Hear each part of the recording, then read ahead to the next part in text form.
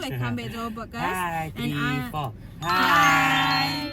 So welcome back to our podcast, and I'm BALQIS binti MUSA, and I will be your moderator for today's session. So today we're going to talk about the movie Dead Poets Society. Who watched the movie? Me. Okay, so now we will look to the movie from an educational psychology perspective. Basically, we want to see how the movie shows different educational issues and how psychology theories can help us understand what's actually happening in the classroom. So, in the film, we can see a very strict and traditional school system where everything is about discipline, obedience and academic success. Then suddenly, an unconventional teacher comes in and changes the whole dynamic. He encouraged the students to think for themselves, express their feelings and follow their passions. So obviously, there's a big clash between traditional and humanistic teaching styles, right? So in the discussion, we will touch on things like peer pressure, parental expectations, motivation, whether the students are driven by internal passion or external pressure, as well as identity formation and emotional development. And most importantly, we will connect all of these to educational psychology theories. So today, we are joined by 3 panelists, which is ZAID, NURHIDAYAH and AINI. So each of them will share their own thoughts and interpretations based on what we have learned in educational psychology. So now, ZAID, can you tell us the overview of the problem from the movie Dead Poets Society? Okay, so I've watched this movie for 1,000,000 times. Okay, and then okay, I love this movie because even if it's an old movie, but it tells a story. It's kind of like a future. You know, it's like seeing a future because the movie is so ahead of its time. Yeah, I agree. Yes. Okay. Yeah. True. Yeah. Yes. Okay, so who is your favorite character? Mr. Anderson. Mr. Keating. Tad Anderson dengan ni Nell Perry. Okay, period. Okay, so let's just get into the overview of the problem. So the reality about the Dead Poet Society isn't that it's not about school is hard. It's about the institute. Oh my god, why am I stuttering? Hey. Okay. Are you nervous? Hey. Relax. Focus. Okay, again. So the reality about the Dead Poet Society isn't about school is hard. It's institutional. Walton isn't educating the boys. They are just tailoring them into this like rigid 4 pillars silhouette that leaves them absolutely zero room for them to breathe. I would say that the administration treats them like an empty vessels for facts and completely ignoring about the please help me everyone. 3, 4 Constructivism. Okay, 3, 4 Constructivism. Okay, whatever. Okay, about that. Okay, of the human heart. When Keating stand on the desk, the scene where he leaves everyone in shock by standing on the desk, it's not about the aesthetic. He's trying to let out the seams of a system that thinks any progressive change is like a wardrobe malfunction. So, but he know what the headmaster didn't. For example, he delivers the lines where he explain about the what is it? What is the word? The career like medicine, law is something like a noble pursuit and necessity, but things like art, love, romance is what keep us alive. But also you cannot feed a soul on pure extracing motivation. You just can't. These boys were a literal pressure cooker of high stakes performance, terrified that one wrong stage would lead to a lifetime of shame. And for example, look at the character Neil Perry. That's the ultimate heartbreak. I know him. Me too. 3, 4. Me too. Me too. His passion hit the brick wall of his father's expectation, and the lack of his parents' autonomy was just deafening. When he says that he's good, He's really good. After performing his debut theatre, he's not talking just about the play. He's pleading for his existence to be validated before the curtain stays down for good. Yeah. Wow, that is such a serious and interesting problem that we can be discussing in this podcast session.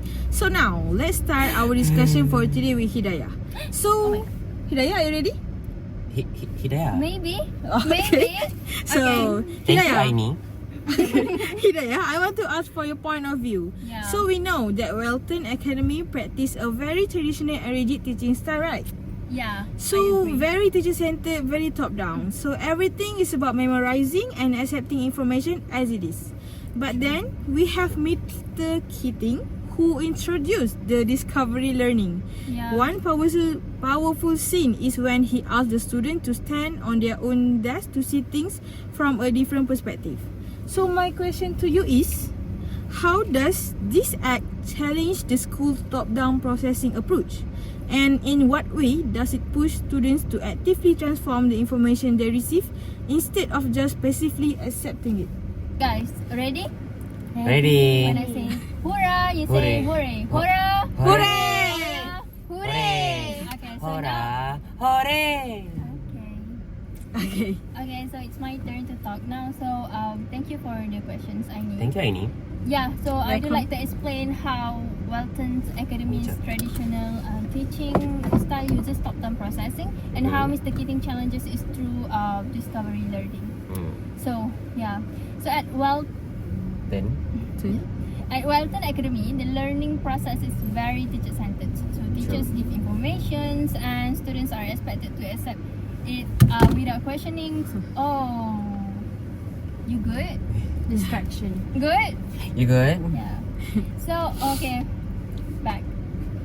At Welton Academy, the learning process is very teacher-centered. So teachers give informations and students are expected to accept it without questioning.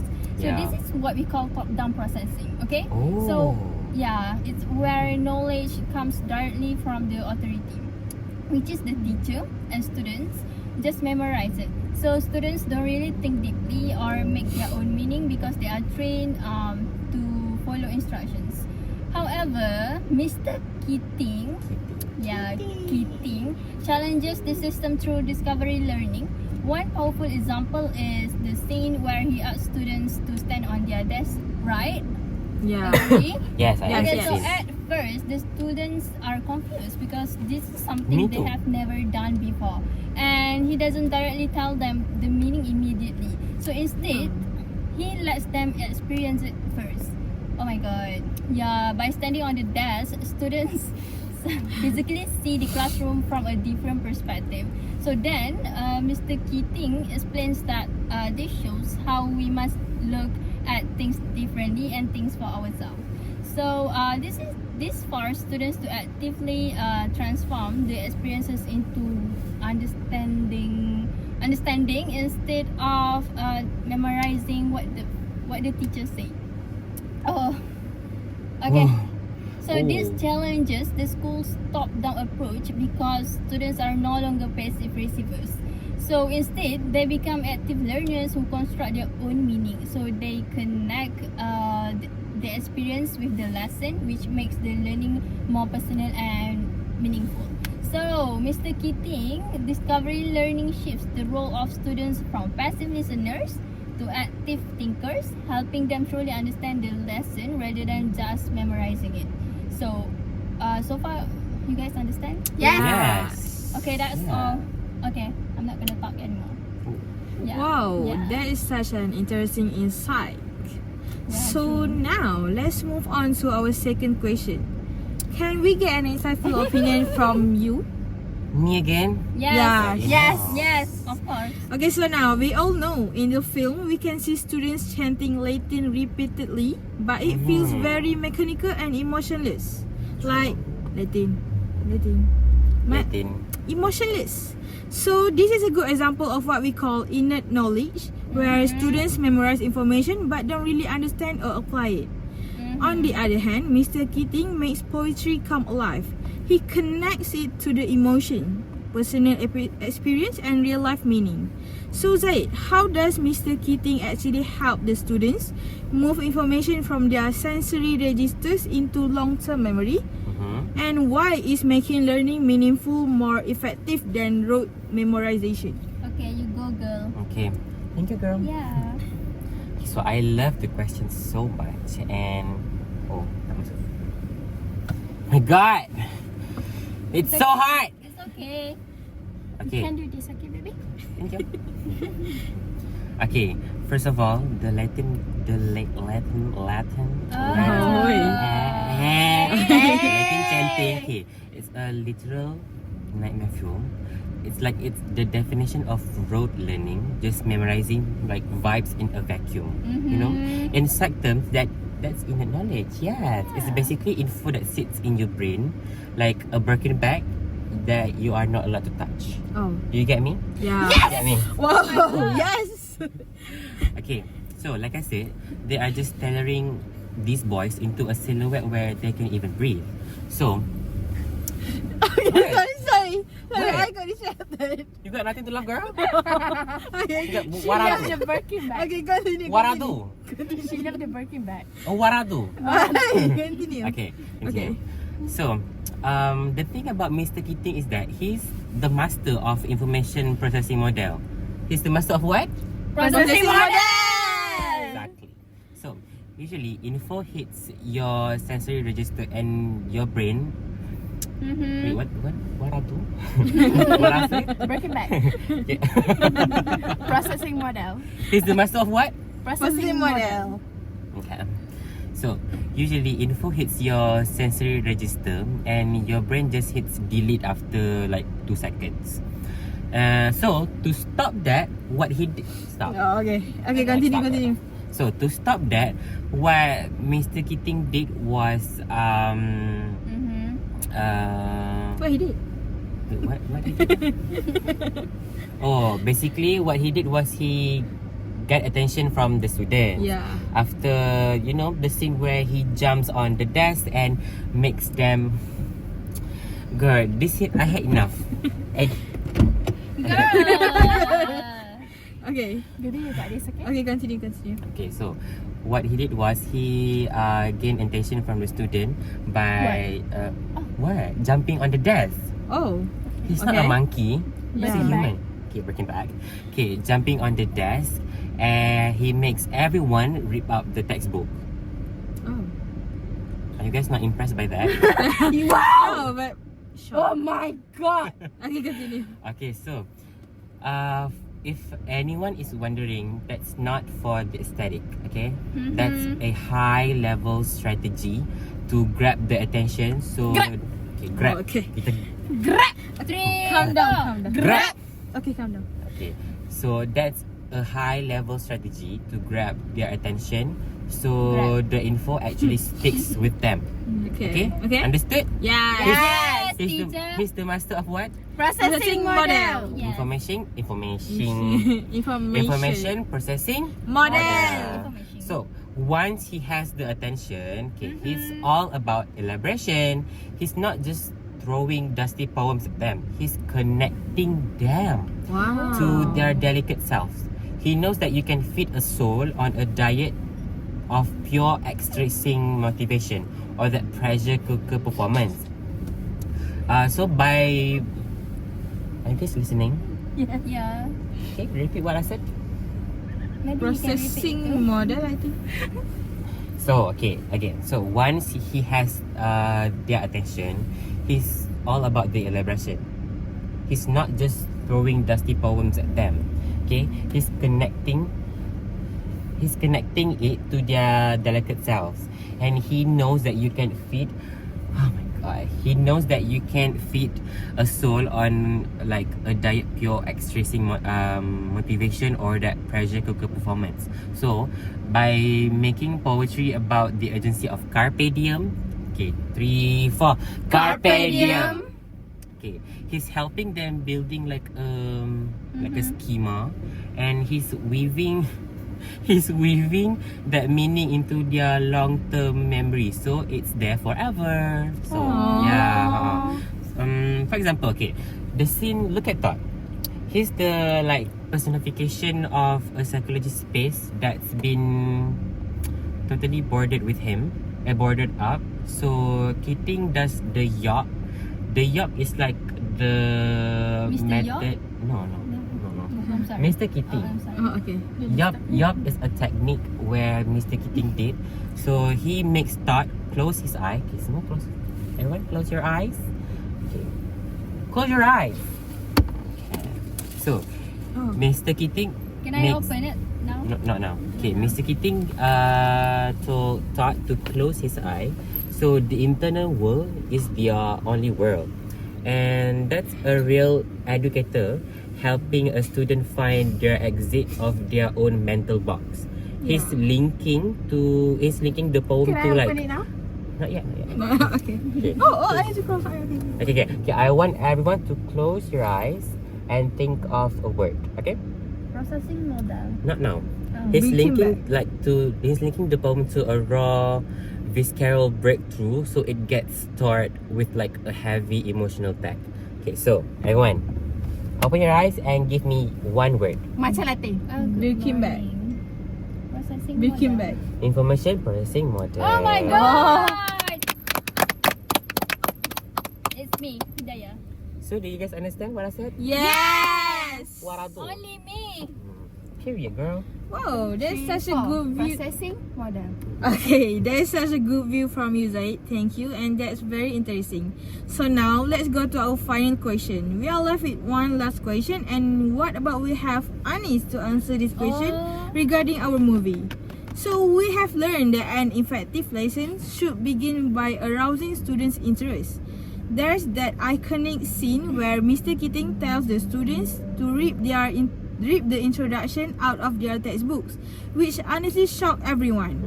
Compared to the usual dry, direct instruction used by other teachers, this was definitely unexpected. Yeah. So, Anis, how does this astonishing Anis. opener help to whet students' appetites for learning? And from an educational psychology perspective, why is capturing attention at the beginning of a lesson so important? Zaid, listen to me, okay? Only me? Okay, Only Anis, you. can you answer to my question just now? Yeah. Anis. Okay. What's so funny? Bro. Okay. She's fasting, okay? Okay, it's okay. Personally, for me, I honestly think Mr. Keating, Zaid, help me? What? Astonishing opener. Opener in that poet society is such a bold and brilliant move. In topic 7, 6, Oh. 7. Selvin talks about how teachers should Wet. whet student appetites and start a lesson. Basically, make them curious and excited before diving into the content. And Mr. Keating, he doesn't just do that. He shocks them. Okay, next.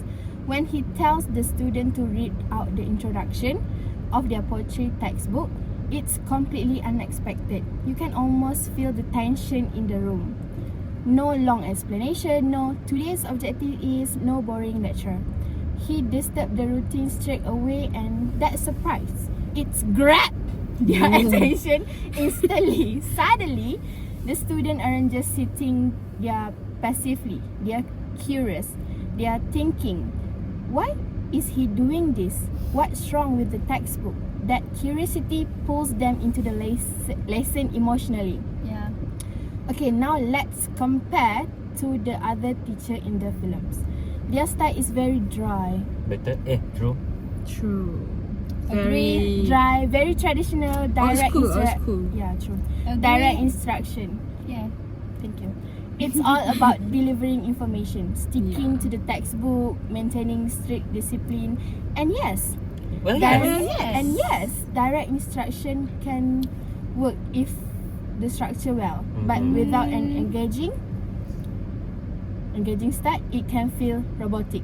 Student might memorize fact, but they're not really inspired or personally connected. Yeah.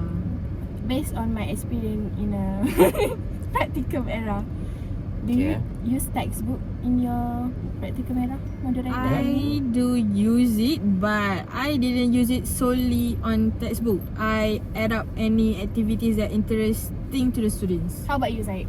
Okay, I completely did not use the textbook because it's all my idea to make the Oh. activities more fun. So you're More creative, fun. Yes. For example, Oh, okay. says an example of the activity. For example, the flash quiz. Flash quiz. I adapt the flash quiz from the TV show Friends, and I make the activities based on what the TV shows did. Okay, Hidayah, I know what you do. Okay. SpongeBob! Yeah. Okay, other I than did. SpongeBob, did you use textbook in your teaching? Of course, yeah. I do use it too. 100%? Only 50%. I add some, another activities for Okay, the same. students. Personally, for me, I also use the textbook, but not really. Tak music? Not really. Grab. Not really Focusing focusing on the on the textbook. textbook.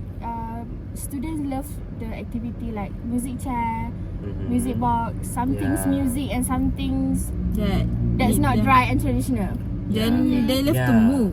Move a lot. Mhm. Yeah. They don't like. We should utilize the classroom as well. Yeah. They do not like to read the textbook, read the paragraph. No, No. they just love music. Okay, so for me, his astonishing Opener. opener works because it sparks curiosity, creates emotionally engaging, and set the tone for deeper thinking. It's not just about teaching poetry, it's about changing how students see learning itself. That's how powerful. Yeah. And that's why I love this movie And so that's much. powerful. Yeah, Yeah, me okay. too. So I want to talk about the movie a little bit. Okay, so the reason why I love this movie so much is because Okay, Um, can you talk louder? louder. I cannot hear you. Louder. Okay. Okay, so the reason why I love this movie so much because I think the movie is so ahead of its time. Okay, and even though it was made in I think it was made in 1989, which is the Taylor Swift album. Taylor Swift mention. Yeah, okay, I will show you a TikTok of the movie. Like it strikes, it always Sorry. strikes me Distraction. whenever. Sorry. It Oh, always sorry, strikes sorry. me whenever I watch the movie because it's so insightful. You know, it's not a movie where we just watch for the aesthetic. Yeah, it's a movie where we also see the message. So, sebagai director yang bagus. Okay. Okay.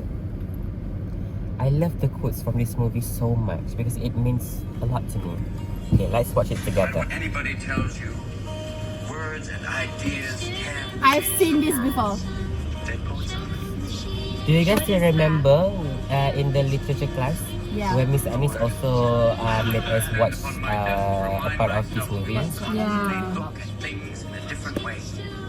We all have a great need for Oh, acceptance. so handsome. But you must trust that your beliefs I like are it. unique, your own, even though others may think them odd See, or the unpopular, teachers even though the made herd may go. the students believe that they can do anything in their own way.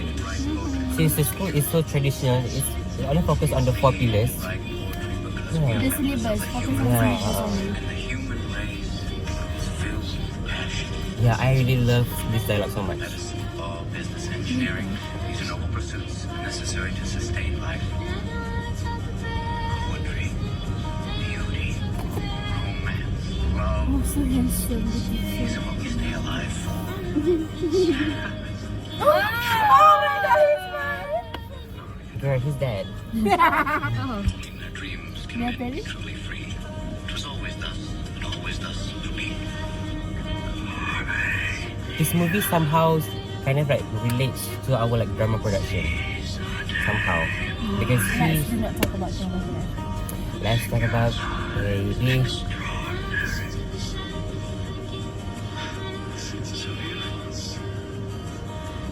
Because we are food for worms, lads. Also the way he talks is Each so and every one of us in this room one day yeah, stop okay. breathing, Beautiful. turn cold, and die. I love your music. You push it, stretch Yeah, it, this is the scene where Mr. Keating he closes his eye and just explore out any poems he knows. as you wail and cry and scream. That's It's just my problem. I've been calm all my life. Do something about it. The why he's good. He's really good. Sometimes we could Oh, someone said this one. What is that? Neil Perry. He feels so sad after this. Do you guys not remember? Yeah, I remember. So that's it, everyone. Wow, that's such 3, 4. an interesting insight from the movie. So now, thank you everyone for your thoughtful responses. I think that was a really meaningful discussion. And I love how each of you connected the scenes from Dead Poet Society to real education psychology theories. It really shows that the film is not just about poetry, but about students' emotions, motivations, and identity, and the kind of learning environment we create as a future educators. And I think that's all from us for now, and thank you for watching. Bye. 3, 4. Stay tuned for the next video. 3, 4. 3, 4 dia je.